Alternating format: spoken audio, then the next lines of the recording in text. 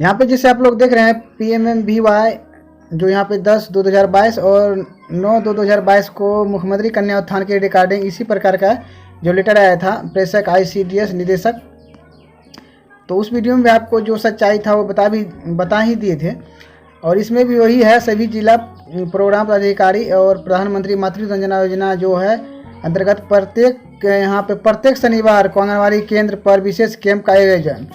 तो क्या कैंप कभी लगा है या ऐसी इसके रिगार्डिंग बहुत सारा लेटर आया है कि फलना सत्र का पैसा भी बाकी है, बहुत जल्दी इसको सभी लाभुक को लाभ दिया जाए या 100% लाभ मिल जाए।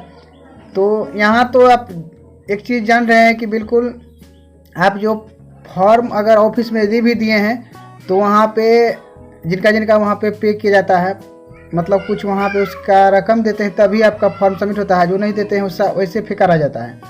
इसके बाद यहाँ जो आप लोग देख रहे हैं इसको देखिए, उतना पढ़ने से कोई फ़ायदा भी नहीं है। यहाँ जो 2,68,560 जो 58% लाभुक को पंजीकृत किया गया, जो जिलावार प्रतिवेदन संलग्न यहाँ पे बता रहा है।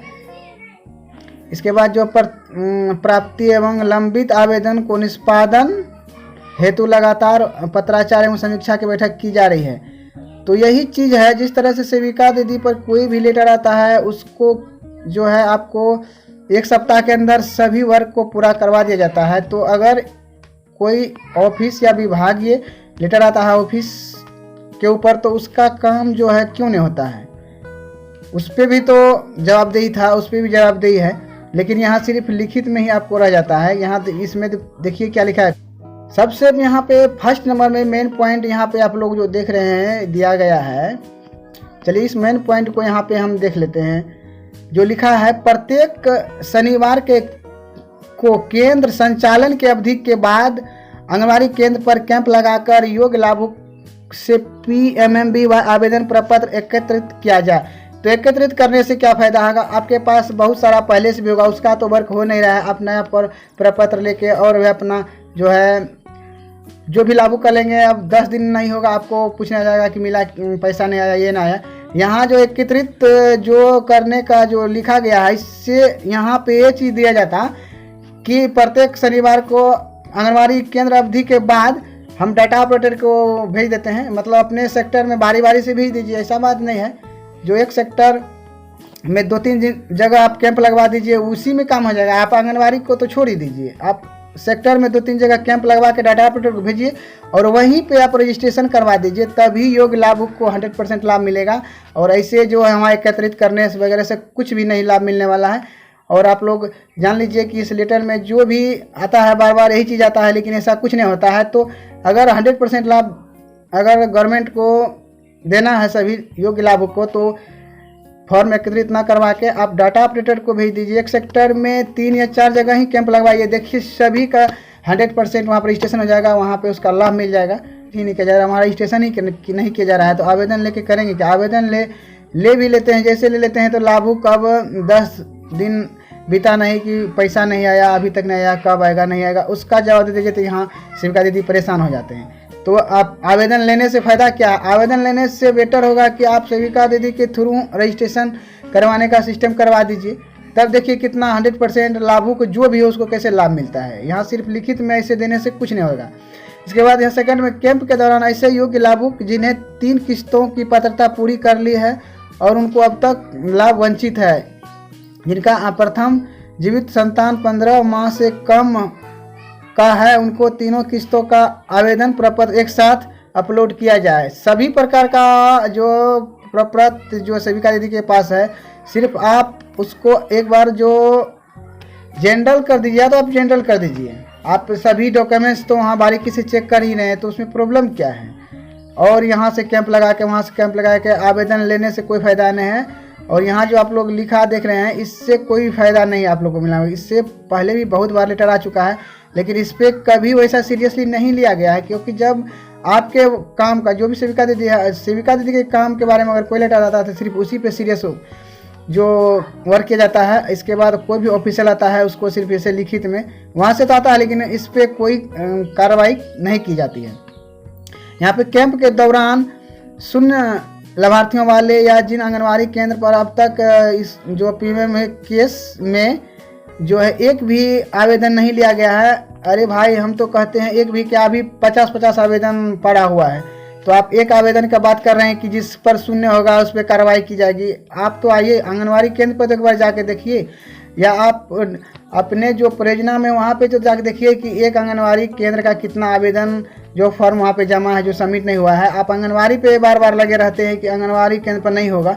आप अपने परियोजना स्तर पर चेक करवाइए कि कितना दिया गया है, और सेविका दीदी का जो रजिस्टर है जो नहीं बनाए हैं तो कोई बात नहीं है, ऐसे परियोजना में भी आपका जो फॉर्म वहाँ पे मिल जाएगा। लेकिन जो रजिस्टर बनाए वो रजिस्टर दिखा दीजिए कि देखिए कितना अभी तक किए हैं, अभी तक नहीं मिला है।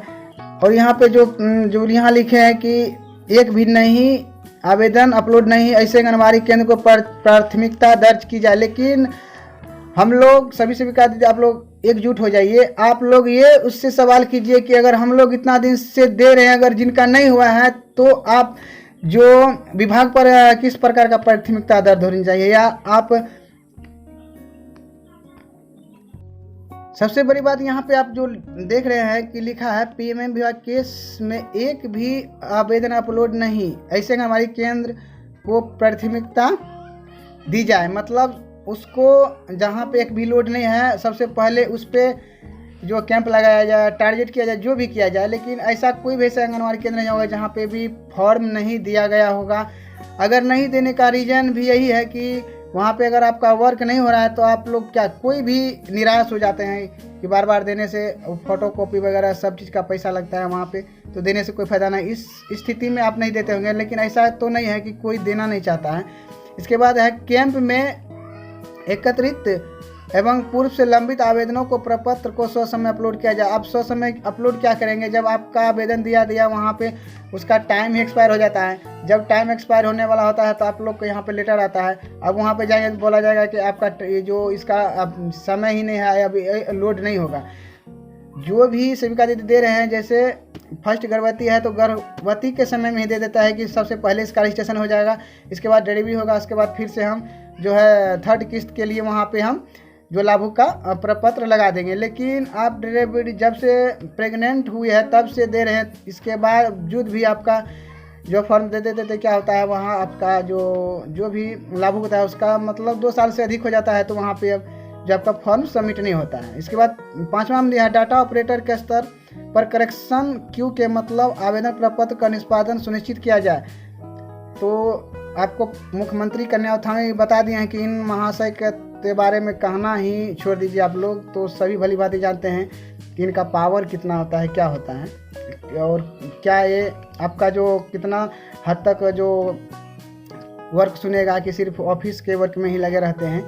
इसके बाद जो यहाँ पे देख रहे हैं नेक्स्ट है जो 6 नंबर में दिया है कि संबंधित बाल विकास परियोजना पदाधिकारी द्वारा जो है पीएमएम विभाग केस से लंबित आवेदनों प्रपत्र का सत्यापन प्रतिदिन किया जाए एवं केंद्रवार सेक्टर वार आवेदन प्राप्ति की समीक्षा एवं अनुसरण की जाए तथा कैंप का साप्ताहिक प्रतिवेदन पर जिला प्रोग्राम पदाधिकारी के माध्यम से दिया जाए। मेरा तो बस यही कहना है, और आप लोग भी इस बात से बिल्कुल सहमत हो जाइए और वीडियो को ज़्यादा से ज़्यादा लाइक कमेंट कर दीजिए, क्योंकि अगर आपको लाभ ही देना है तो इतना तामझाम को ही छोड़ दीजिए। इतना तामझाम से क्या ज़रूरी है, डायरेक्ट आप जो जनरल ऑनलाइन कर दीजिए। आप जो इसका डॉक्यूमेंट्स वगैरह है चेक कीजिए, क्योंकि सभी चीज़ आधार से लिंक है। अगर एक बार जो भी इसमें आप जो लाभ मिल चुका है तो सेकेंड बार उसको नहीं होगा, क्योंकि वहाँ पे शो कर जाएगा। तो यहाँ से ऐसे कीजिए, वहाँ से ऐसे कीजिए, ये डाटा लीजिए, फलना लीजिए, उससे कुछ भी नहीं हो रहा है। आप कितना भी कैंप लगा लीजिए, कैंप लगाने से क्या हो जाएगा, फॉर्म लेने से आपका क्या हो जाएगा, फॉर्म ले कर रख लीजिए, फिर वैसे आप अपने लाभुक से मतलब जो भी थोड़ा मोड़ा टाइम बचता है उस आपके आंगनबाड़ी केंद्र पर नहीं जाएगा, बल्कि आपके घर पे चला जाएगा पूछने के लिए कि पैसा नहीं आया, काम करवाए कि नहीं करवाए, इतना दिन हो गया, इतना दिन हो गया, मतलब और एक टेंशन आप नहीं लीजिए। तो देखिए कैंप लगता है तो कैंप लगाने के साथ वहीं पर रजिस्ट्रेशन अगर करवा दिया जाए, वहीं पे लाभुक का जो भी है तुरंत का तुरंत डाटा ऑपरेटर को भेजे, जो भी ऑपरेटर को भेजे वहीं पे करवाया, तब वो जो है हम 100% तक हो सकता है वर्क। लेकिन वही फॉर्म ले लिया जाए, फिर आप ऑफिस जाएंगे, ऑफिस जाने के बाद फिर वही जो सभी दिन से चला रहा है बस वैसे ही होगा।